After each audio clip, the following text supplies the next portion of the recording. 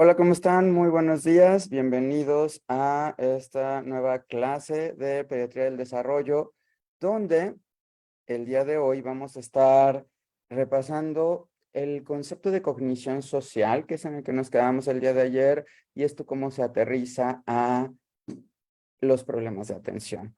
Entonces, solo para recapitular de lo que hemos estado viendo hasta el día de hoy, el primer gran punto es, yo no puedo poner atención, recordando que la atención es un proceso, si no tengo un interés hacia algo.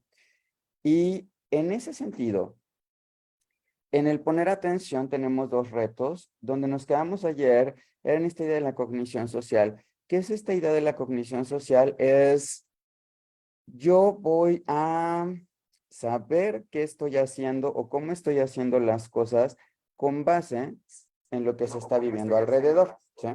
Entonces, parte de la cognición social, por ejemplo, es en este apartado de aprendizaje, yo me siento capaz de realizar algo.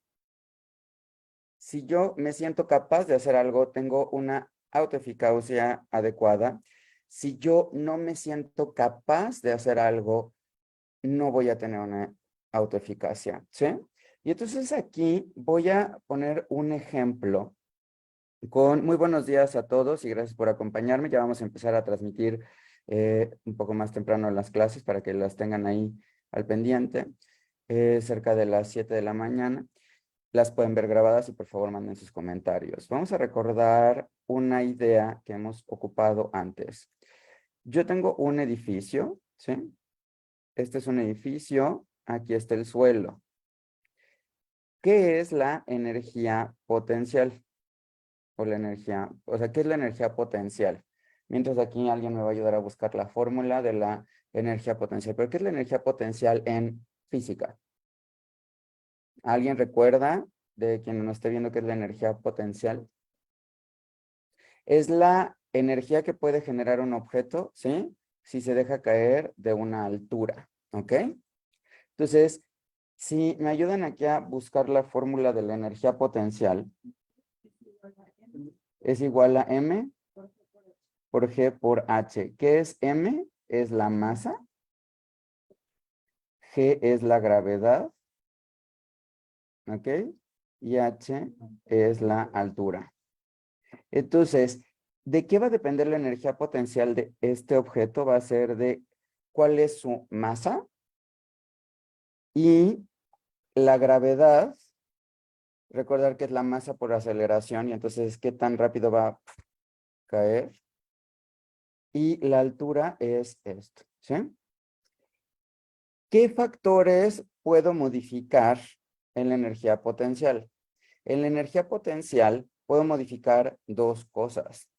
Puedo modificar la masa para que sea más grande y puedo modificar la altura, ¿sí?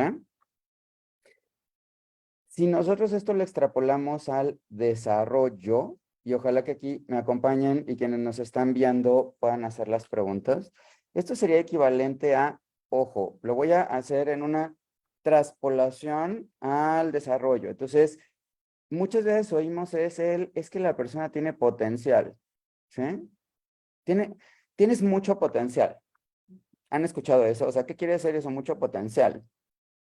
Lo primero que querría decir es, uno, es tienes una gran masa en el sentido de tienes una gran capacidad intelectual, tienes una gran capacidad, o sea, tienes una inteligencia grande, tienes altas habilidades. No sé si han escuchado esa frase o los docentes de repente lo dicen. Saludos a Kasha hasta Campeche.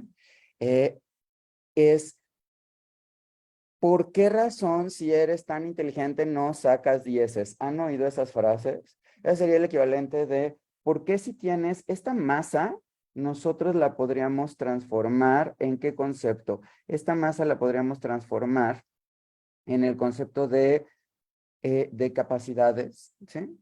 O sea, de una capacidad eh, intelectual, cognitiva, emocional, social, etcétera, ¿sí? La gravedad sería el equivalente de la inercia si yo me doy la oportunidad de hacerlo y yo doy el brinco o doy el salto de fe o me aventuro a hacerlo, lo voy a hacer. ¿Ok? Y la altura, esa tendría que ver con el ambiente. ¿Sí? Entonces, aquí tendríamos la altura, pues es qué tan alto, qué tan bajo se coloca.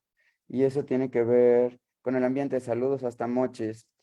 Y gracias por estar tan temprano. ¿Sí?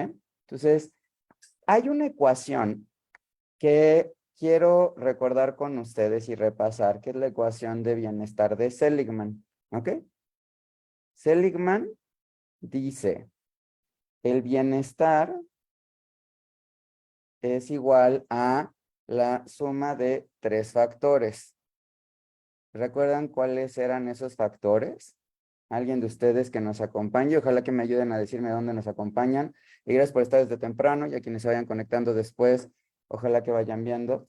Entonces, el bienestar es la suma de 3 factores, ¿ok? ¿Cuáles son esos 3 factores? Esos 3 factores es un componente biológico, ¿sí? Que es, entre comillas, fijo, ¿ok? Este factor biológico, en esta ecuación del, si hacemos una analogía, el bienestar, fíjense, el bienestar, según Seligman, es la suma de un factor biológico, que es algo fijo, más un factor ambiental, ¿ok? Y el más importante aquí, ¿cuál es? La voluntad, ¿ok? Entonces, Seligman dice, ¿cómo lograr el bienestar? El bienestar requiere de 3 puntos concretos. El primero es las características que yo tengo. Puede ser que yo viva sin una mano, puede ser que yo viva sin un ojo, puede ser que yo viva sin entender lo que quiere decir el otro. Y eso es algo fijo. El ambiental, ¿qué tanto el ambiente se adapta y me permite desarrollarme? ¿Sí? Y el último punto es la voluntad. ¿Decido hacerlo o no? Aquí, en este momento de Seligman, y no sé si está haciendo sentido lo que estoy diciendo, y quienes me vayan acompañando en línea, si hay algo que no entienden, con mucho gusto lo resuelvo y ahora aterrizo porque estoy ocupando conceptos de física y fórmulas. Saludos hasta la Huasteca Potosina. ¿Está quedando clara, Diana Sonor, la idea? Entonces, fíjense, aquí cambios que se han dado. Y voy a poner un ejemplo aquí en bienestar, con algo que sucede. Primero, si ustedes googlean, ¿cuál es la definición de discapacidad de la OMS? ¿Ok? Vamos a ver, discapacidad en la OMS. ¿Ok? Totalmente Isabel Leiva, la voluntad es muy importante, eso es lo que quiero decir. La discapacidad dice, si pueden ver discapacidad OMS, googlean discapacidad OMS, viene hasta arriba una definición, si me ayudan a buscarla y a comentármela. Es una, ajá. Un segundito, ya vamos a ir a la parte. Entonces, es un impedimento para, o una capacidad disminuida, vean cómo aquí está la palabra capacidad, disminuida para realizar una actividad, ¿ok? Ese es el componente de la persona, ¿ok? Yo tengo una incapacidad, una capacidad disminuida para realizar una actividad, pero eso no es lo único que hace discapacidad. ¿Cuál es lo que sigue en la frase de la definición? En la forma o dentro del margen que se considera normal para el ser humano. Dentro de lo que se considera normal es biológico, ¿qué más? Okay. ¿Me prestas por favor la página? Eso no, si pueden meter por favor a la página de la OMS y les agradecería mucho que entren a la página de la OMS en discapacidad, no solamente a la definición que sale en la página de Google, lo agradecería, porque eso puede ser, gracias a Kasha, sí, eso lo viene ahí, pero entren a la página y van a ver que no es nada más eso. La definición de discapacidad de la OMS tiene un punto más importante. Es una restricción o impedimento en la capacidad de realizar alguna actividad en la forma en la que el ser humano la puede hacer. Pero ¿qué es lo que dice la página de la OMS en discapacidad? adicional de eso? ¿Dice algo más? ¿No dice algo más? Vamos a ver. Vamos a ver ahí. Miren, a ver, voy a poner aquí. Déjenme compartir la página. Tal vez es de mayor utilidad en este momento que comparta. Permítanme a que comparta la página de discapacidad para que ahorita sigamos viendo este tema. Dice, una discapacidad es una ausencia efectiva de capacidad en la forma o dentro del margen que se considera normal para un ser humano. Sí, pero ¿qué otros elementos tiene la definición de discapacidad que está buscando? Voy a compartir aquí la página de la Organización Mundial de la Salud y vean aquí, en esta parte dice, aquí en este panorama general, vean, estoy hablando aquí en discapacidad, dice factores que contribuyen a la desigualdad. Hay factores estructurales, ¿ok? Las personas pueden experimentar diferentes puntos. Están los determinantes sociales de la salud, que sería el ambiente, factores de riesgo y sistema de salud. Y entonces, uno de los retos es que se tenga un acceso eficiente a las personas. Que la discapacidad entonces se entiende no solamente como este proceso de una persona que no puede hacer las cosas, ¿ok? Sino el reto de que el ambiente no puede acomodarse para realizar las cosas. Entonces, este impedimento, esta es una página del Gobierno de México, el impedimento no es solamente la forma de realizar algo, ¿ok? Es además algo que viene aquí, fíjense, es limitaciones en el desempeño de una actividad que pueden ser temporales, reversibles o como consecuencia directa de físicas, sensoriales o secuela de enfermedades. Entonces ahí tenemos la parte de discapacidad, pero algo muy importante es que tenemos que entender que en este concepto de discapacidad, si yo tengo una limitación física, pero el ambiente me ayuda a subsanar las cosas, yo no voy a dejar de realizar las cosas de una forma similar a los demás. ¿Quedó clara esta idea? Si nosotros viviéramos en un lugar en el cual, a ver, vamos a poner un ejemplo, una persona que tiene dificultad para desplazarse, ¿ok? En esta idea que muy amablemente nos dijo aquí,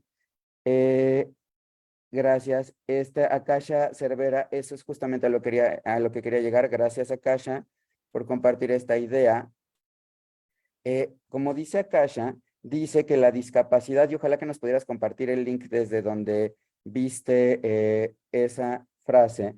También dice que la discapacidad es un fenómeno complejo que refleja una relación estrecha y el límite entre las características del ser humano y en las características del entorno en donde viven. ¿Ok? Entonces, realmente vean cómo aquí lo que ya estamos viendo son varios factores. En un primer momento está el que las personas tengan una limitante, pero no solamente es tener la limitante, es también esta relación estrecha con el ambiente. ¿Ok? Hace sentido lo que acabo de expresar. Y entonces, este elemento que da el apartado de el acoplamiento con el ambiente tiene que ver qué tanto el ambiente está preparado para ayudar a subsanar este problema. Entonces, yo puedo tener una dificultad física, ¿ok? Pero en un ambiente que me ayuda a desarrollarme y hay estrategias en este ambiente alrededor, esto se puede mejorar. ¿De qué depende el que yo, si tengo un ambiente adecuado que me ayuda a compensar las cosas, pueda desarrollarme mejor? De la voluntad, ¿sí? Entonces, esta voluntad es bien importante. ¿Por qué? Si yo, por ejemplo, desafortunadamente perdí la función motora de las extremidades inferiores, ¿no? Y en ese momento perdí la movilidad de las extremidades inferiores. Empiezo a utilizar silla de ruedas. y vivo en un país en el cual existen rampas en todos lados, donde además tengo un vehículo que me puede permitir manejar con las manos sin necesidad de utilizar los pies y que tiene una rampa para subirlo. Y además voy en un lugar en el cual existen carritos de supermercado que me permiten tener las cosas sin necesidad de cargar. Yo puedo hacer un súper como tendría la capacidad de hacer el supermercado como cualquier otra persona. Pero tengo que decidir utilizar la silla de ruedas, tengo que decidir aventurarme a salir a la calle, tengo que decidir aventurarme a aprender a utilizar un coche con dispositivos y tengo la capacidad de aprender a poder hacer las compras en ese aspecto. ¿Sí? ¿Cuál es el gran reto que tenemos? ¿Está haciendo sentido cuando nos está acompañando en línea? Ahí voy a profundizar la voluntad. Y eso justamente es, Isabela, lo que iba a acotar. Ahora, voy a poner un ejemplo en esta parte de discapacidad y voy a volver a la definición que estaba de energía potencial para aterrizar lo demás. Fíjense, vamos a ver, una persona, voy a poner un caso diferente, pero espero que esto vaya sirviendo para comprender la importancia del potencial y cómo el potencial tiene que ver con estos tres factores. Voy a poner un ejemplo. Una persona que desafortunadamente tuvo asfixia perinatal, le faltó oxígeno en el momento del nacimiento. Gracias a Akasha Cervera, si pueden ustedes checar el link que nos compartió ahí, Akasha Cervera, y en este punto donde dice que no nada más es la parte física, sino también es el acoplamiento con el ambiente. ¿Sí? Gracias. Entonces, bien, tiene una persona asfixia perinatal, ¿ok? Esta persona, desafortunadamente, no va a tener la capacidad de mover las piernas, ¿ok? Entonces va a tener un problema motor de las extremidades, ¿ok? En esta persona, ¿qué es en lo primero que yo voy a pensar que le hace falta? ¿O qué es lo que los servicios de desarrollo infantil va a empezar? De hecho, hoy empieza mi participación y tengo el honor de ser parte de la comisión de la Asociación Internacional de Pediatría, que es el organismo asesor de la Organización Mundial de la Salud en temas de desarrollo infantil, con uno de los integrantes, y se va a estar hablando de estos temas. ¿Me podrían ayudar a que se cargue, por favor? Entonces, en esa perspectiva, lo que tenemos que ver es, ojo, esta niña, este niño, ok, no va a tener la parte motora. ¿Qué le voy a ofrecer a este niño? Yo como ambiente. Acaba de nacer el niño, ya sé que desafortunadamente tiene este problema. Gracias, Isabel Leiva. ¿Qué le voy a ofrecer a ese niño de forma convencional? Le voy a ofrecer terapia, ¿qué? Terapia física. Le voy a ofrecer aquí terapia física. Entonces le voy a ofrecer terapia física, ¿ok? Y es que ya está a punto de acabarse la pila de la tableta, no disculpa. Le voy a ofrecer terapia física. Pero, ¿qué va a pasar con esta terapia física si me voy a centrar en las piernas? ¿Estoy haciendo algo para favorecer el vínculo afectivo con los papás? No. ¿Estoy haciendo algo para favorecer el desarrollo del lenguaje? No. Yo escucho frecuentemente, es que el niño va a terapia Vokta o va a terapia Bobat, etcétera, que está muy bien y le va a ayudar. La verdadera pregunta es, ¿y qué va a pasar si nosotros le ayudamos para que ese niño tenga desarrollo del lenguaje? ¿Y qué va a pasar si nosotros dejamos de ver de nada más centrarnos en el servicio de rehabilitación para ver algo más? ¿Me explico? Ese es el verdadero reto. Y entonces ahí lo que nosotros tendríamos que ver es cómo lograr que se vaya integrando esto. ¿Por qué? Porque con esta terapia física yo estoy dejando de lado lenguaje, estoy dejando de lado el apego, estoy dejando de lado el vínculo afectivo, ¿sí? Y por eso justamente es que nosotros debemos de hacer la evaluación del desarrollo infantil, al menos en México, y considerar que tiene problemas motores, pero no tiene nada más ese problema motor. No es una parálisis cerebral, es un ser humano, es una persona que tiene derecho a un desarrollo integral en la primera infancia, que necesitamos que vaya coordinando las cosas, que necesitamos que vaya desarrollando, que vaya aprendiendo y que vaya haciendo diferentes aspectos. ¿Quedó claro esto que acabo de transmitir o esta idea? Y entonces el reto que tenemos nosotros. El reto que tenemos nosotros es ver cómo lograr que esta persona se desarrolle de forma integral o esta persona se desarrolle bien. Y eso es algo de lo que tendríamos que estar trabajando. Ahora, en esa perspectiva, ¿de quién depende la voluntad en ese niño? Muchísimas gracias, Erneval. ¿De quién depende la voluntad en ese niño? O sea, la voluntad depende de los cuidadores. El niño menor de 1 año no tiene una voluntad en sí mismo de que no te va a decir, oye, quiero que me quieras, oye, quiero que me ames, oye, quiero que, etcétera. No va a pasar. ¿Me explico? Ahí es donde tiene la voluntad. Entonces vean cómo para tener un bienestar, y algo que preguntaba Isabel Leiva respecto de la voluntad, ahí la voluntad es no nada más dejar de ver a mi hijo como un problema motor, es verlo como una persona que por definición la parálisis cerebral es motora y no tiene un componente cognitivo. ¿Queda clara esta idea? Y eso es algo que tenemos que trabajar, ¿sí? En esa perspectiva, muchas veces nosotros, aquí dicen, es Laura Romero de los padres y del ambiente que lo rodea totalmente, pero eso se vuelve muy complicado. ¿Por qué se vuelve muy complicado? Porque tenemos que ayudar a que se vaya desarrollando, ayudar a que vaya haciendo y ayudar a que vaya consolidando las cosas, ¿sí? Y entonces, aquí lo que tenemos que ver es cómo lograr hacer que todo esto se vaya dando. Vamos a ver el siguiente punto. Aquí lo que tendríamos que ver entonces es qué pasa con la voluntad de los papás. Voy a ir aterrizando esta idea con Seligman. ¿Qué es lo que pasa con la parte potencial, la parte de la voluntad y toda la parte de lo que estamos viviendo? Que tenemos el bienestar, que es una parte biológica. Aquí también del apoyo que te pueden brindar los médicos, la capacitación. Sí, Akasha Cervera, pero eso entraría de parte del ambiente. Totalmente Akasha Cervera, pero nosotros entramos en el ambiente. ¿Ok? ¿Por qué? Porque al final del día, nosotros no estamos las 24 horas. Y justamente algo muy relevante de esto que dice Akasha Cervera es que tú puedes querer que mejore, lo puedes estar queriendo llevar, si no encuentras un lugar especializado que te ayude, ¿cómo no vamos a poder avanzar mucho? Esa es una barrera del ambiente.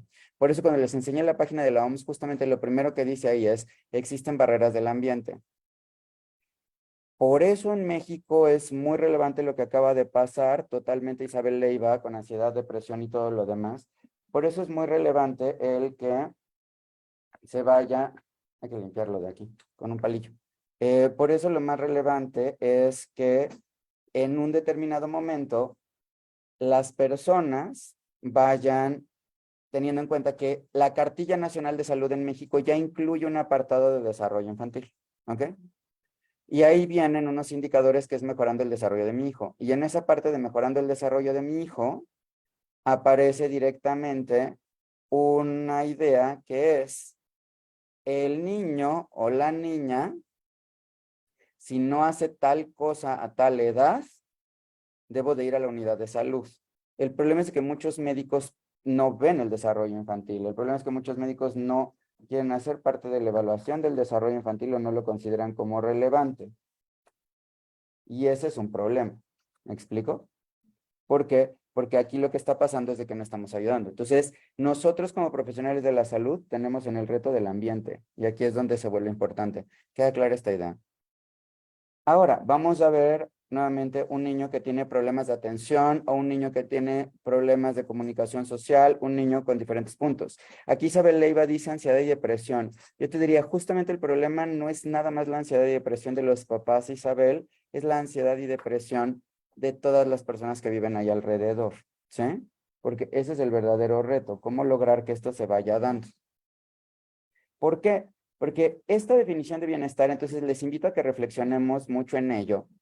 Y sería el equivalente de lo biológico es lo que tenemos de base, ¿ok? Esto es lo que tenemos de base. Pondré un ejemplo. ¿Hay alguien de aquí que nos acompañe de Mexicali? Eh, Aquí Abril Lugarde nos comparte que es tanatóloga y trabaja con papás de niños con diferentes déficits y esa voluntad de reforzarse con un trabajo terapéutico para los cuidados primarios totalmente y después con los niños. Y ahí es donde voy a conectar estas ideas. Saludos, Ros de Lima hasta París. Ah, no, esto parece que es un mensaje de spam. Sí, y es un spam de Rosa de Lima. La vamos a bloquear para... eh, vamos a bloquearla para que no nos esté mandando necesidad de ayuda. Entonces, gracias, Evangelina. Por ejemplo, Mexicali, sí, ese es de fraude, gracias. Esa parte de Mexicali, Mexicali está en el desierto y es un maravilloso valle que ha crecido y que es una de las zonas que tiene mayor riqueza, aunque originalmente era un desierto, ¿sí? Y pongo ese ejemplo del Valle de Mexicali, saludos a todos los cachanillas. Si ustedes van a la ciudad de Guanajuato, yo lo que siempre me he preguntado en Guanajuato capital, que es hermosa, es, si yo vivo en la ciudad de Guanajuato capital y me compro una televisión de 78 pulgadas, ¿cómo le voy a hacer para meterla? Si no puedo subir en coche y las calles son angostas, ¿no? Te tienes que adaptar porque es una parte. Si alguien de ustedes vive en Medellín ocupan mucho el transporte a través de Metrocable y eso permite que se vayan haciendo cosas, ¿ok? Entonces, la base es el equivalente en la parte biológica del terreno donde se va a desarrollar la persona. En la parte ambiental es, ¿y qué estoy haciendo yo? Aquí en la parte ambiental está salud, está educación, ¿sí? Está los programas gubernamentales, está la disponibilidad de servicios.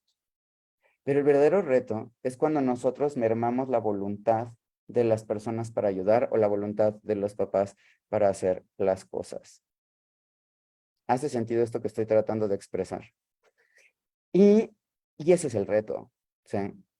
¿Por qué? Porque voy a volver a esta idea de las cosas. Por ejemplo, una persona tiene el potencial de llegar temprano, tiene la capacidad de llegar temprano, ¿sí?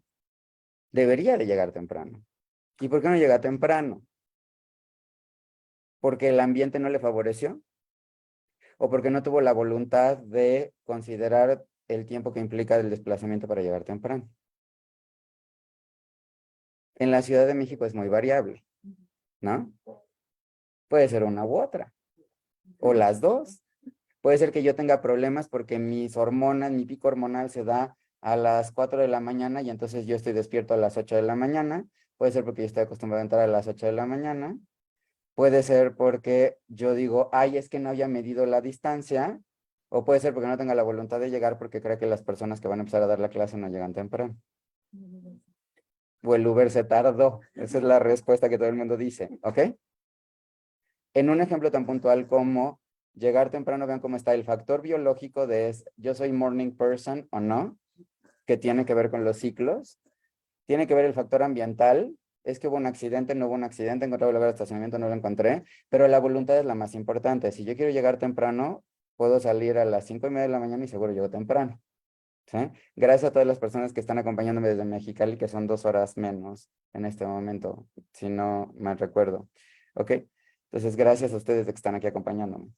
Entonces, todos tenemos el potencial de llegar temprano, todos tenemos el potencial de hacer algo, siempre y cuando hagamos un ajuste en estos 3 factores. Y por eso empecé con la fórmula de la energía potencial. La fórmula de la energía potencial dice, la energía potencial es masa, que es el equivalente de esta capacidad concreta que yo tengo, ¿sí? En el caso de lo que hemos visto, y aquí, vean, aquí está, yo tengo el potencial de poner atención, tengo el potencial de hacer las cosas, tengo el potencial de crecer, tengo el potencial de alcanzar mis metas, ¿ok? Yo diría aquí, Alba, Merck, eso lo vamos a hablar después, eso sería importante de que se hable concretamente con tu médico. Lo que yo te diría, Alba, Merck, es pregúntate o pregúntale al doctor, ¿para qué lo estoy dando? ¿Para qué lo espero? Saludos, doctora Sosa, que nos acompañe. Gracias por estar aquí desde las 6:20 de la mañana de Sonora. Gracias por estar. Ojalá que las personas también que nos acompañan en la Ciudad de México y que me honraron levantándose temprano, lo hagan. Y entonces, la energía potencial tiene que ver con la masa, ¿ok? ¿Qué es lo que yo tengo? Yo estoy calvo, pues tengo que vivir con ello. Yo tengo tal cosa, tengo que vivir con ello, ¿ok? La gravedad sería el equivalente de la decisión. ¿Por qué? Porque yo puedo poner una resistencia. ¿Alguien de ustedes ha buceado alguna vez? ¿O ha tratado de sumergirse en el mar? La gente piensa que es muy fácil ahogarse en el mar. La realidad es de que es mucho más difícil ahogarse en el mar que en una alberca. ¿Por qué? Por la sal y porque tiene mayor densidad. Entonces tú en una alberca sí te caes y te hundes. En el mar no. Y lo primero que enseñan en los cursos de buceo es para que puedas llegar a bajar sin necesidad de tener pesos adicionales que te hundan, que sería el factor externo o ambiental. ¿Sí? Si quieres bajar en el buceo, tienes que querer hacerlo. Y si lo quieres hacer, lo vas a lograr hacer. ¿Hizo sentido esto que estoy tratando de expresar? ¿Por qué? Porque muchas veces nosotros tenemos una resistencia al cambio.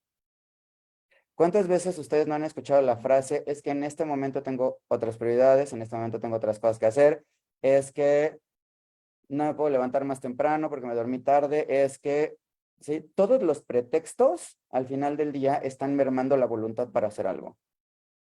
Y habría que preguntarse, ahí, y es donde conecto esta idea. ¿Quedó clara la idea de la energía potencial? Y la altura es, si yo, por ejemplo, tengo voy a hacer un ejemplo con la fórmula y para que pensemos desde un punto de vista matemático del desarrollo, ¿sí? Y si a alguien no le queda claro, ojalá que me ayude con reacciones emocionales o preguntas, aunque es clase para los residentes de alta especialidad y para los pediatras que rotan con nosotros y las personas que nos acompañan y que tenemos el honor de que nos brinden su tiempo a la hora que consideren pertinente. Tenemos aquí que ver nosotros, ¿sí? Que ¿cómo puedo compensar el que yo tenga una tensión chiquita para tener la misma energía potencial que una persona que tiene una tensión más grande? ¿Cuál de estos tres factores puedo llegar a cambiar? No, la gravedad es fija. A ver, vean, la energía potencial es la altura del edificio por la gravedad que es fija por la masa.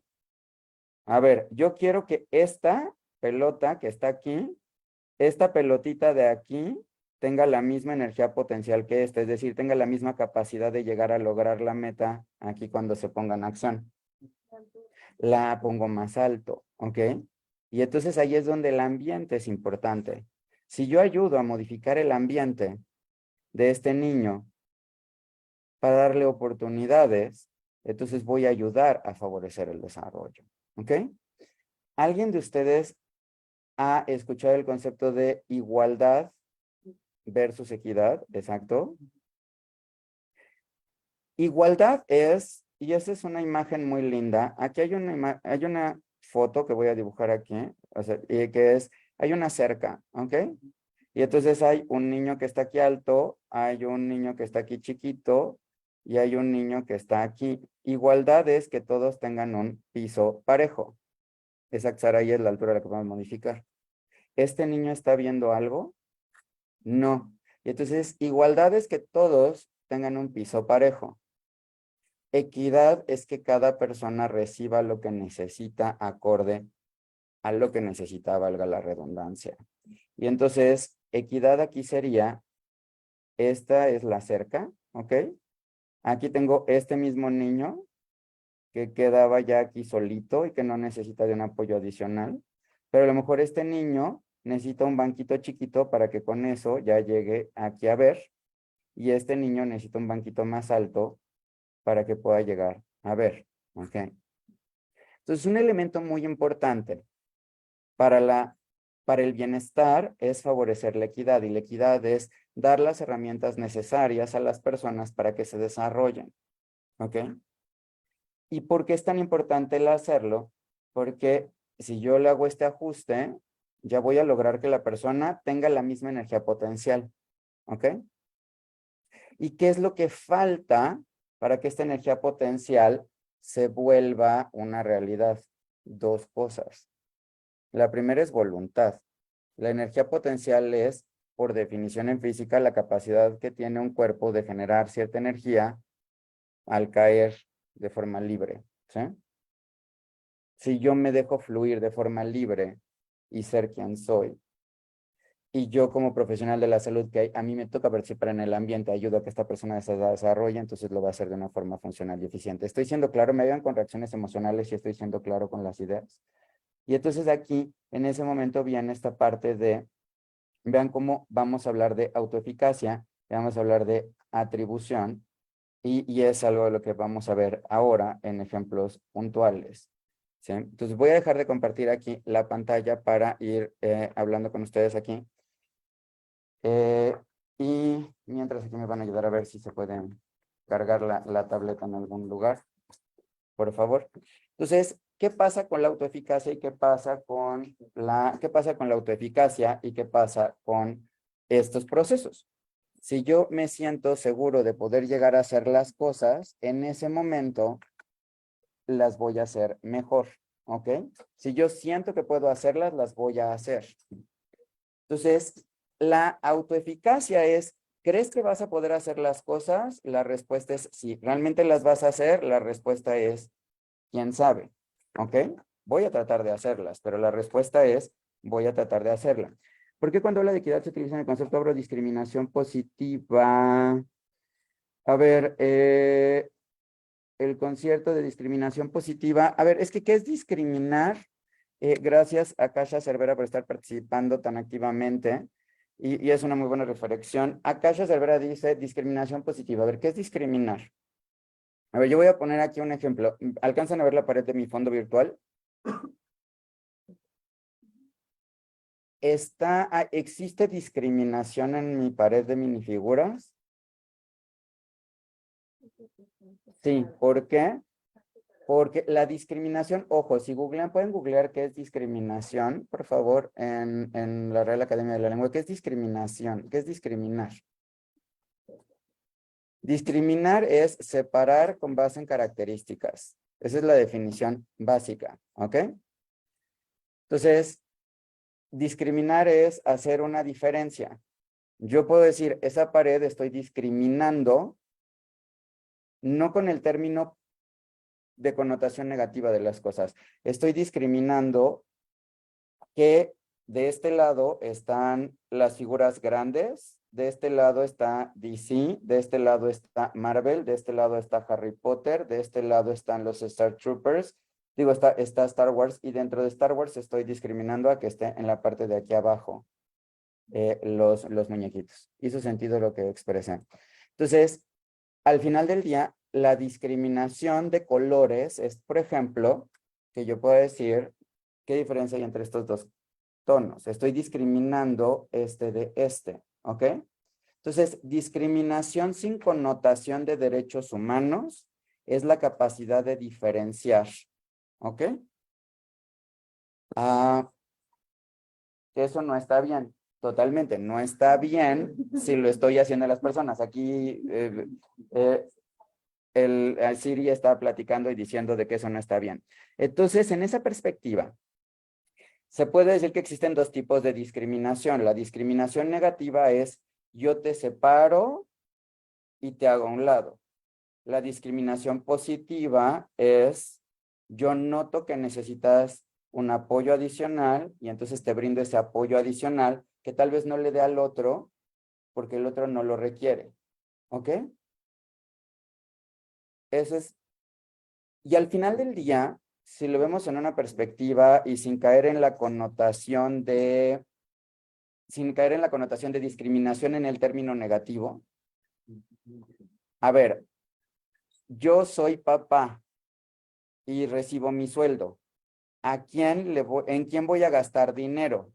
¿En mi hijo o en dar estrellas a la página de Facebook de Antonio Risoli para que así pueda tener recursos para mejorar la calidad de las transmisiones?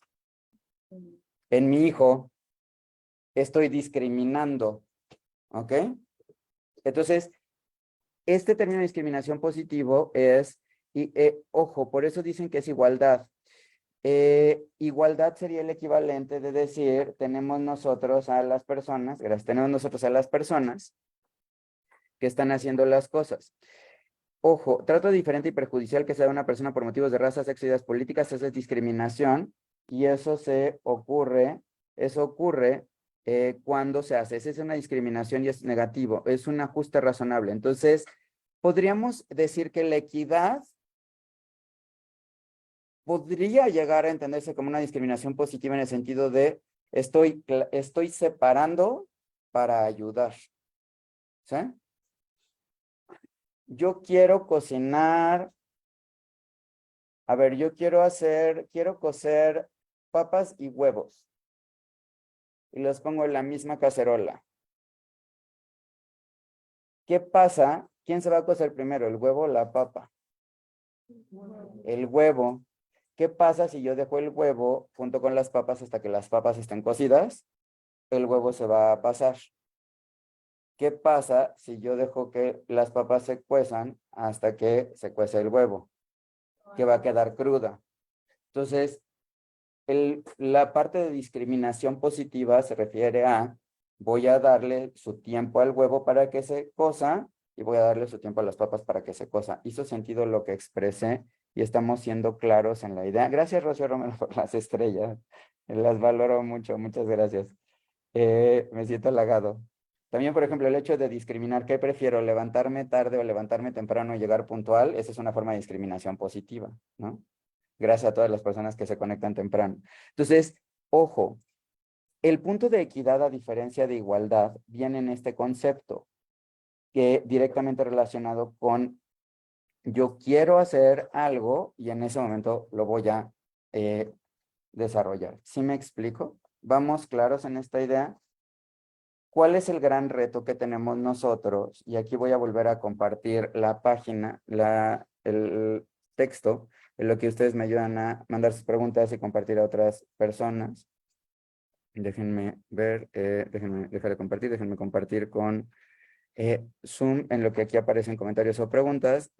Lo que tendría que pensar entonces aquí, y es donde estamos centrándonos en la atribución. ¿Qué afectaría la atribución de todo esto que estamos hablando? ¿Qué es lo que afectaría la atribución en todo lo que estamos hablando? Este concepto de la autoeficacia. A ver, ¿qué pasa si yo voy caminando? Voy a poner un ejemplo muy clásico en niños para que vean cómo la autoeficacia impacta mucho con la percepción de la sociedad. ¿Sí? ¿Quedó clara esta idea entonces de la energía potencial? Y que lo que necesitamos aquí es esta energía cinética que dé el brinco. ¿Vamos claros? Si me ayudan también aquí con sus comentarios y reacciones emocionales, lo valoro. Entonces vamos a ver aquí, vean. Entonces, dijimos aquí que la energía potencial está dada entonces por la masa, que sería la característica física, está dada por la gravedad, que es la fuerza que tiene de caída, y está dada por la altura. ¿Ok? ¿Qué pasa si yo quiero que el niño haga algo, o que quiero que el niño tenga aquí el equivalente de esta fuerza aquí, y el niño tiene esta altura aquí? ¿Lo va a lograr hacer? No. ¿El niño puede llegar a aventarse la primera vez? La respuesta es sí. ¿Qué pasa cuando un niño llega, por ejemplo, a mi consultorio y hubo un caso muy concreto y muy particular esta semana? Había un niño que estaba haciendo diferentes actividades y de repente se vino hacia la mesa y aquí tengo la barrita de minifiguras con diferentes colores, porque a los niños les gusta el Lego de Everyone is Awesome, pero al mismo tiempo sirve porque les gustan los niños los colores. Entonces, estaba ahí esta de colores. El niño se acerca a la mesa del escritorio, un niño de cerca de 3 años, y lo que hacen primero los papás es, no, espera, detente. Le dimos la oportunidad a ese niño, es el equivalente de un niño que estaba por aventarse, tenía el potencial de hacer algo y le coarté el potencial y en el momento en el que se iba a aventar, lo bloqueé y entonces va a terminar cayendo mal. Cayendo mal no en el sentido de acepción, sino literal, o sea, va a fallar el objetivo. Ese niño quería hacer algo. ¿Qué pasó con ese niño? Que en ese momento el papá dijo, antes yo dije, hice esta seña como de, vamos a hacer una pausa. El niño llegó, se acercó, agarró la figurita negra, le dije, ten, la puso ahí, yo dije negro y él dijo negro. Tomó la figurita café, yo dije café y él dijo café, Yo dije naranja y él dijo naranja. Y entonces a partir de que el niño tuvo la voluntad de tener el niño tenía el potencial de repetir los colores y tenía el potencial de engancharse conmigo. Si yo lo bloqueo diciéndole no, estoy coartando su capacidad de ejercer la gravedad que sería la voluntad. Si el niño quiso hacer algo y yo en ese momento le dije alto, ¿el niño lo va a volver a tratar de hacer? La respuesta es puede ser que sí, pero yo lo hago con más recelo, pero la tercera vez ya no lo va a hacer. ¿Por qué? Porque el niño va a aprender en su concepto de autoeficacia que no tiene sentido, no tiene sentido hacer algo. ¿Ok? Y eso, el mismo autor que habla de la autoeficacia, recuerden que la autoeficacia es la capacidad que yo creo de tener a hacer algo. El que yo sienta que no tiene sentido, eso, de acuerdo a Bandura, es Guten Morgen, Miriam Mensa, wie geht es dir? Si no tiene sentido, entonces va a tener algo que se llama desesperanza aprendida. Y la desesperanza aprendida es, ¿para qué voy a tratar de hacer las cosas si sé que no me van a funcionar? En el por qué vale la pena tratar o intervenir en un niño que tiene problemas de atención, en cualquier tipo de problemas, por esta ecuación de la discapacidad de la OMS nuevamente. Hay una situación que tengo que comprender en un ambiente, pero en ese ambiente yo tengo que ayudar a hacer las cosas a través de fortalecer la voluntad. Y entonces esta voluntad es donde viene esta cognición social y ahí es donde conecto la idea que había quedado ayer, ¿sí? Desde el punto de vista de la autoeficacia. Yo tengo que favorecer que una persona se aventure a hacer las cosas. ¿Ok? El bienestar, de acuerdo a Seligman, lo mismo. Vamos a suponer que el niño no habla. Van conmigo a consulta a los niños porque el niño no habla, ¿no? El gran reto con un niño que no habla, que va a ser el módulo temático que vamos a ver después de este módulo de clases que tienen que ver con el niño que no pone atención. Y ahorita pueden decir, ¿y esto que tiene que ver con atención? Ya lo aterrizo, ¿sí? Muchas gracias. Y ojalá que me ayuden a invitar a más personas para crecer nuestra comunidad y también a seguirme en TikTok en DR Lego Risoli y en Instagram en Arrisolice. Y a mandarme comentarios, sugerencias y reacciones emocionales también si lo están viendo grabados, los leo. En esta perspectiva de Seligman, entonces, yo quiero que el niño tenga bienestar. El niño puede tener una atención baja, puede tener un temperamento con distractibilidad alta, puede tener un temperamento con persistencia baja, puede tener un temperamento con actividad alta. Eso es lo fijo, ¿ok? En el ambiente, hay escuelas, por ejemplo, ayer fue muy curioso porque un papá que tengo el honor de ser pediatra del desarrollo de su hijo, fue ayer a consulta y se sentó en la misma silla que se sentó la primera vez.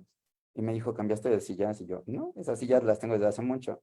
Son sillas que son sillas tipo bungee, que están hechas para, bueno, no estaban hechas para eso, pero yo las ocupo para personas que tienen actividad alta. Todos los puntos de mi consultorio están diseñados por una razón en particular. Cada cosa está hecha. Si quieren, algún día puedo hacer un live explicando por qué hay cada cosa. Pero esas sillas concretamente son de resortes.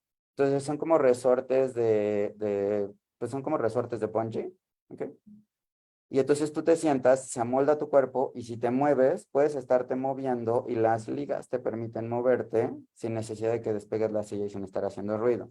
Las personas que tienden a estarse moviendo mucho, la silla sirve para que se estén moviendo y permita acomodarse, ¿ok? La primera vez el papá, o sea, me dijo ayer el papá, ¿cambiaste sillas? No. La primera vez estaba tan estresado que vuelvo a esta idea que habíamos hablado antes en un inicio. Si yo estoy en un sistema de apego porque tengo estrés, porque quiero ver qué pues, se puede hacer para ayudar a mi hijo, no me voy a dar la oportunidad de explorar el entorno. Si ya me siento en un ambiente más seguro, lo voy a hacer. Hace sentido esta idea de conexión de lo que estoy hablando. Por eso es importante el ayudar a disminuir el estrés y tener eustrés, que es el que motiva. Pero yo no puedo hacer que una persona, así como yo no puedo decirle a alguien de ustedes, que lleguen temprano, que se conecten a las clases, que me manden, o sea, yo les puedo decir, me pueden ayudar a compartir con respuestas emocionales y acompañarme en las clases y que mañana me acompañen a las 7 de la mañana también que veremos clase. Yo no puedo obligarlos a que lleguen temprano sobre lo que he aprendido.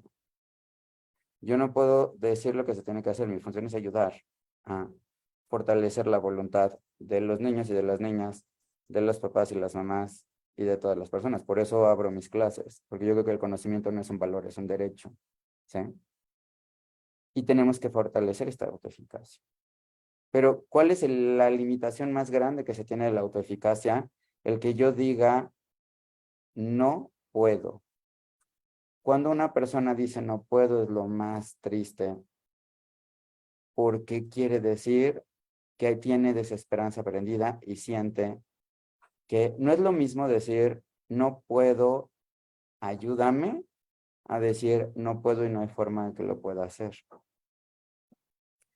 Muchas veces los niños tienen una respuesta negativa. ¿Está haciendo sentido lo que estoy tratando de explicar? Me ayudan también con reacciones emocionales a quienes nos ven. ¿Ya? Entonces, no es lo mismo, por ejemplo, decir, en esta clase de, ojo, fíjate, la autoeficacia. Voy a poner ejemplo con un niño que no habla. Llega un niño conmigo que no habla. Esa es la condición biológica. ¿Por qué no habla? Porque puede ser que no tenga maduras las vías neurobiológicas de hablar. ¿Ok? El niño en un primer momento tiene voluntad de hablar, puede ser que sí. Eso lo hablaremos después cuando veamos al niño que no habla. O sea, voluntad en el sentido de que al final del día el lenguaje es una necesidad social. Hay un autor que dice que la libertad es la conciencia de la necesidad. Si yo soy consciente de que tengo la necesidad de pedir agua, voy a tener la libertad de pedirla, que no quiere decir que tenga alguien la obligación de dármela, pero al menos yo tengo la libertad de pedirla. ¿Sí? Entonces, en esa perspectiva, el niño que no habla, puede ser que en un primer momento tenga voluntad, pero ¿qué pasa con el ambiente? Y es algo bien curioso que pasa en la consulta a veces conmigo y ojalá que ustedes evitan a que les pase. Llega el niño que no habla al consultorio y en un determinado momento los papás quieren que comunique, los papás quieren que les haga caso. Y en ese momento el niño por algo se acerca y le hace así al papá y le dice, permíteme, estoy hablando con el doctor. ¿Qué va a aprender el niño? Que no tiene caso tener esa autoeficacia de ir y buscar al adulto para decirle, porque no va a obtener una respuesta. Y entonces el niño ya la próxima vez no se va a aventurar. ¿Sí? Entonces, ojo, aquí en voluntad, por ejemplo, el niño tiene la voluntad de hacerlo, pero ¿cómo voy a fortalecer la voluntad a partir de que obtenga un resultado positivo? ¿Ok? Porque muchas veces los niños de repente se portan, los hermanos de niños que no tienen problemas de repente empiezan a portarse mal? Porque a lo mejor el hermano que se porta bien es, ay, como tú te portas bien, quédate aquí, como tú te portas bien, no te llevo como tú te portas bien, entonces bla, como tu hermano se porta bla. Ayer llegó alguien y me dijo, tengo dos hijos, un hijo más grande y un hijo chiquito. El hijo chiquito fue conmigo a consulta por lo que sea y quiere algo. ¿Qué hago? Le digo al hermano grande que se lo preste, que le diga que está bien. Yo le dije, pues no. O sea, tienes que decirles tu espacio, y tratarlos con equidad en el sentido de que, pues, o sea, cada uno va a tener cosas diferentes. Pero si tú al hermano mayor le dices, dale tu juguete favorito a tu hermanito cuando tú estás jugando con él porque tu hermanito no habla o por lo que sea, yo estoy siendo discriminativo negativamente, porque estoy obligando a una persona a que no lo haga. Y entonces esa persona va a decir, ¿para qué pido que me compres algo si al final del día lo va a ocupar mi hermano? Mejor ya no te pido nada. ¿Hace sentido lo que quiero decir? Y entonces ahí se disminuye la autoeficacia. ¿Ok? En una persona que tiene problemas de atención, es un problema. Dankeschön, Miriam Mesa. Das freut mich sehr. Entonces, esa es la autoeficacia. ¿Ok? ¿Cómo fortalecer entonces la autoeficacia? Respondiendo. Si yo te mando un mensaje y tú me contestas, yo te voy a volver a mandar otro mensaje. Si me contestas, te voy a volver a mandar otro mensaje. Si me dejas en visto, ya no te voy a contestar. Porque yo voy a sentir que no tiene sentido hacer algo porque no voy a tener una respuesta. ¿Ok? Ese es el concepto de autoeficacia, quedó claro en esta idea, y lo que queremos es que el niño no sienta que no puede. Porque ¿cómo lo maneja un niño que siente que no puede hacer las cosas? El niño que tiene una falta de autoeficacia, gracias por el comentario, Sari, ojalá que me ayudes a compartirlo en tus páginas de Facebook y me acompañes mañana para que lo sigamos viendo. Entonces, el niño que le falta autoeficacia, ¿qué puede hacer? Puede decir, no quiero, puede decir, no me gusta, estoy hablando alternativas, no me gusta. ¿Quieres escribir? No me gusta. ¿Quieres escribir? No quiero. ¿Quieres escribir? Ay, no, es aburrido.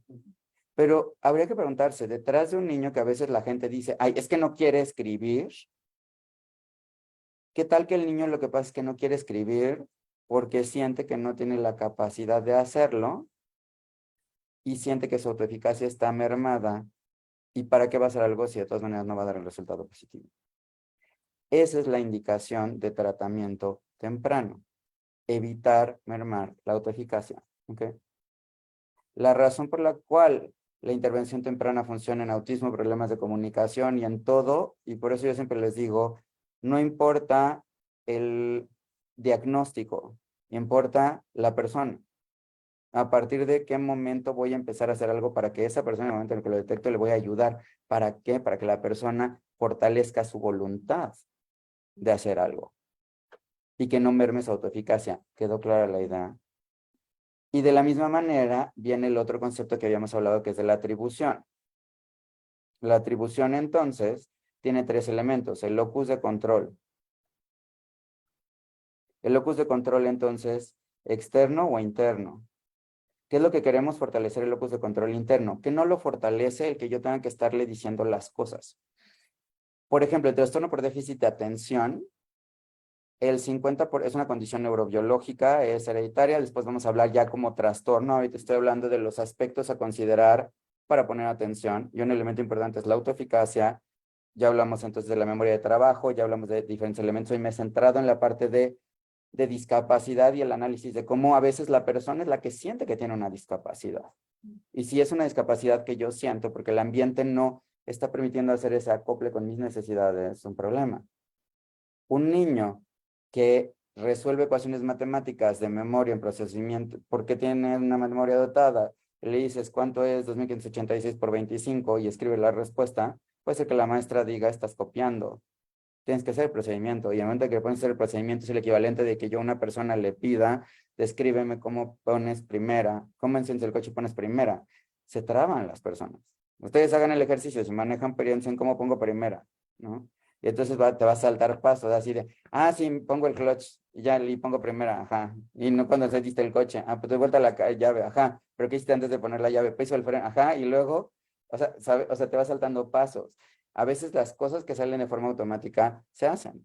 O por ejemplo, una persona que necesita el ruido blanco y entonces en silencio específico se distrae, puede ser que le ayude para hacer exámenes el tener canceladores de sonido y que yo como profesor verifique con una aplicación de que está en cancelación de sonidos sin que esté escuchando música o respuestas.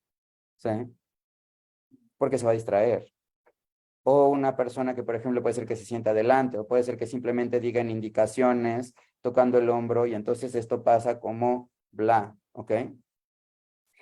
¿Cómo lograr fortalecer el locus de control interno evitando tener que nosotros decir todas las cosas? No es lo mismo que yo tenga que decir, tienes que llegar temprano, a que tú digas, yo quiero llegar temprano porque le veo razón a llegar temprano. Ustedes pueden decir, ¿y cómo se fortalece? Híjole, es bien complicado. Hay personas, por ejemplo, que llegan puntuales porque si llegan tarde los castigan, porque si llegan tarde no le dan bono, porque si llegan tarde no checan y no les pagan el día. Eso lo vamos a ver con Kohlberg cuando hablemos de moralidad, pero es una moralidad nivel 1, es evitar el castigo. Es una moralidad de un niño de 2 a 3 años. El niño de 2 a 3 años hace las cosas evitando el castigo o evitando algo negativo y después lo hace buscando la recompensa. ¿Sí? Hace sentido lo que quiero decir. Entonces tenemos que analizar el nivel de moralidad. Y ojalá que el nivel de moralidad fuera avanzando. La realidad es que no. Lo ideal es que todos los profesionales de la salud y de la educación y los papás tuviéramos una moralidad nivel 6, que implica que yo tomo en cuenta el punto de vista de los demás, pero también acepto mi responsabilidad y busco ver cuál es el mejor del colectivo, ¿no? Eso lo vamos a hablar después. Se vuelve un tema selectivo, Abril, ¿de qué? La parte de pensar qué hacer, o sea, si yo no quiero hacer algo, sí se vuelve selectivo hacia algo. Entonces, la atribución es ahora, fíjense, el locus de control es, yo no hago nada si no me dices que lo haga. Yo por eso estoy en contra de que los papás lleguen y le digan, di gracias, despídete. ¿Por qué? Porque el niño está aprendiendo que si no le dices despídete, no lo va a hacer. ¿Ok? Si el niño no le dice saluda, no va a saludar. Si el niño no le dices di gracias, no va a dar gracias. El locus de control es externo. Las gracias deben de salir del corazón. Yo por eso siempre, si hay alguien de ustedes que haya ido conmigo a consulta, siempre les digo cuando doy un juguete y me dicen, dile gracias, le digo, gracias, Toño, por el regalo que le diste a mi hijo. Hijo, ¿te gustó lo que te dio? Sí. Yo le dije gracias. Tú quieres decirle algo y si el niño no quiere decir nada, que no lo diga.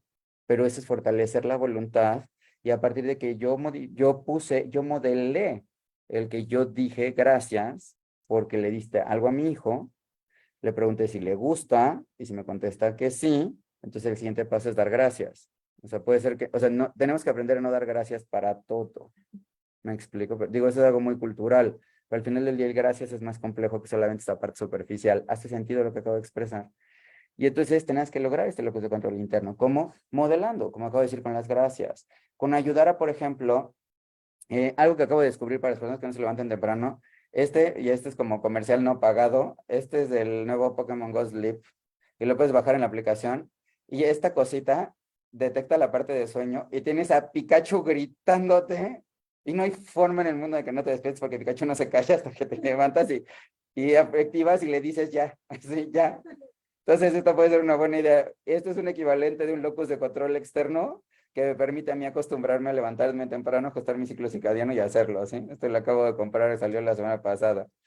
Y entonces, si tienen niños que les gusta Pokémon, pues es una maravillosa idea porque te despiertas con Pikachu y además te arrollas porque empieza pica, pica, Pikachu y te canta la canción de noche. Sí, es bastante lindo. Miren, se los voy a mostrar, miren. A ver si ahorita agarra y... No, no, dice que ahorita no me puedo quedar dormido porque estoy despierto. Entonces, ¿quedó clara esta idea de locus de control? Pero si yo todo el tiempo le tengo que estar diciendo las cosas, es complicado. Si yo le tengo que decir, recoge todos tus juguetes, es complicado. Si en un determinado momento le puedes decir aquí que estés haciendo algo y, por ejemplo, sacas todos los juguetes y yo le tengo que decir, recoge, es más complicado. Si yo le digo, mira, saca esto y lo guardas. O, por ejemplo, cómo construir esta atribución nuevamente y autoeficacia. El niño de 1 año 6 meses, voy a poner aquí un ejemplo, el niño de 1 año 6 meses está tirando, con esta idea voy a cerrar el día de hoy. Un niño de 1 año 6 meses está construyendo su capacidad para saber que él es el agente capaz de hacer algo. ¿Ok? Entonces, tira cosas. El niño agarra y tira esto porque siente, él y lo vuelve a hacer, porque él está recapitulando la idea de suelto, tiro, suelto, tiro, suelto, tiro. Yo soy el que hizo que se cayera, no se cayó, yo lo tiré. ¿Ok? El niño va a ir desarrollando una autoeficacia de que se agarra algo y lo deja así, se va a caer. Tengo yo que poner los materiales adecuados, que es de lo que habla María Montessori, y lo vamos a ir tocando después, que va a permitir entender qué es lo que estoy haciendo. ¿Voy siendo claro? Pero al mismo tiempo, este locus de control es, ok, tienes 5 cosas, tiras esas 5 cosas y ya aprendiste que tú eres el agente que las tira. Pero ahora tengo que enseñarle al niño que tú eres el agente que las recoge. ¿Hizo sentido lo que expresé? Entonces, ¿cómo ayudar al niño que vaya aprendiendo eso? No es un error común en los adultos, es el niño tira algo y le dice, está en mi vida. Lo tira, está en mi vida, porque está chiquito, porque no se puede parar de la silla, por lo que sea. Lo que hay que hacer es decir, a ver, ya lo tiraste, vamos a hacer algo. Se acabaron los juguetes, tienes 5 juguetes. Ya los tiraste todos, no tengo que estar hablando de eso, estoy hablando en la explicación, o sea, es, ok, oh, cayó, oh, cayó, oh, cayó. Ven, lo levanto, lo ayudo y le enseño cómo recogemos. Ahora tú recoge los demás, te sientas otra vez y los vuelves a tirar y los vuelves a recoger. Y estoy haciendo que él entienda en la atribución de que él tiró y él recoge, que todo derecho conlleva una obligación. Y entonces si el niño aprende a que si lo tiras, lo recoges, esa idea que aprendió de yo soy capaz de tirar, pero también soy capaz de recoger, y eso me permite volver a tirar. Suena como una idea muy básica, pero esa es la base del desarrollo futuro, de ser responsable de recoger mis cosas. ¿Hizo sentido esto que acabo de expresar? Y entonces con esta idea cerramos. Muchísimas gracias a todas las personas que nos acompañaron el día de hoy. Y les invito a que mañana me acompañen a las 7 de la mañana para que continuemos hablando acerca de los procesos de atención. Y mañana vamos a ver en una presentación dinámica donde ojalá que ustedes puedan llegar a participar. Y ahora, ¿por qué es importante entender la tarea, que es el paso en el cual englobamos esto? Quedó clara la idea de por qué es importante la cognición social y por qué es importante que yo sienta que soy capaz y al mismo tiempo que se me reconozca las cosas, porque generalmente también tú dices, ah, hizo esto porque es tu hijo, hizo esto porque es tu hijo, y entonces mi hijo cuando hace algo bueno es tu hijo cuando hace algo malo. Hay que evitar de decir eso porque ahí nos estamos atribuyendo nosotros y al mismo tiempo el niño dice, a ver, o sea, sí, pues sí, pero yo hago esto que es malo, pero él es mi papá, pero hago esto bueno, pero es mi mamá, pero al final del día de repente hago esto bueno y es... El niño se vuelve loco, no sé si se dieron cuenta, yo ahorita me traté de trabar al decirlo. ¿Sale? Y entonces muchísimas gracias por acompañarnos y los dejo porque ahora voy a tener el honor de participar en la primera reunión del comité de la Organización Internacional de Pediatría de Desarrollo Infantil Temprano, y se puede desarrollar a cualquier edad del locus. Y muchísimas gracias y recuerden seguirme en Instagram a Rizolice y en Twitter, digo en TikTok en DR Lego Rizoli, que ahora voy a subir el día de hoy el armado de la nueva set de Spider-Man de la cabeza de la Estatua de la Libertad y las nuevas figuritas. Hasta mañana y gracias por estar aquí.